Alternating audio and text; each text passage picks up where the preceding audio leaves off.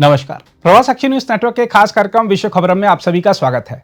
उत्तर Korea को दुनिया के सबसे ज्यादा सत्तावादी देशों में गिना जाता है। अंतर्राष्ट्रीय प्रतिबंधों, आर्थिक संकट और सूचनाओं पर कठोर नियंत्रण के बावजूद किम जोंग उन की सरकार अब देश की एक आधुनिक उपभोक्तावादी छवि देने की कोशिश कर रही है।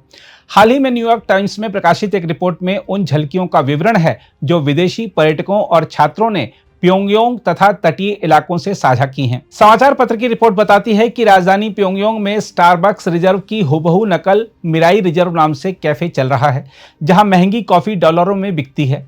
इसी तरह शहर का बहुमंजिला shopping mall north Korean IKEA कहलाता है, क्योंकि उसकी बनावट और सामान स्वीडिश कंपनी आइकिया से मेल खाते हैं। हालांकि संयुक्त राष्ट्र प्रतिबंधों के तहत उत्तर कोरिया में विदेशी लग्जरी ब्रांडों का कारोबार वर्जित है, फिर भी वहां पश्चिमी ब्रांडों की नकल या तस्करी से पहुंचा माल दिखाई देता है। यह प्रवृत्ति दर्शाती है कि किम जोंग उन की रणनीति केवल उपभोक्तावाद को बढ़ावा देना नहीं, बल्कि राजधानी के अभिजात वर्ग की पश्चिमी चीजों की भूख को भुनाकर राज्य के खजाने में विदेशी मुद्रा खींचना भी है। हम आपको बता दें कि दूसरा बड़ा प्रयोग तटीय क्षेत्र वोनसान काल्मा रिजॉर्ट में किया गया है, जिसे नॉर्थ कोरिया का वाइकिकी कहा जा रहा है। यहाँ विदेशी पर्यटकों को आकर्षित करने के लिए आधुनिक होटल, वाटर स्लाइड और विदेशी बियर जैसी सुविधाएं मुहैया कराई गई हैं।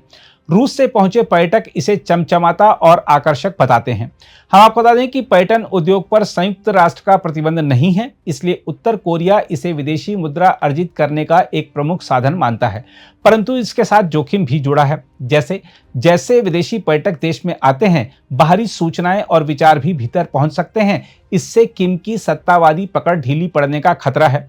देखा जाए तो यहाँ सबसे बड़ा विरोधाभास यह है कि जहाँ प्योंगयांग में डिजिटल पेमेंट, नकली ब्रांड और भव्य मॉल मौजूद हैं, वहीं देश के आम नागरिकों की औसत सालाना आय महज $1000 के आसपास है।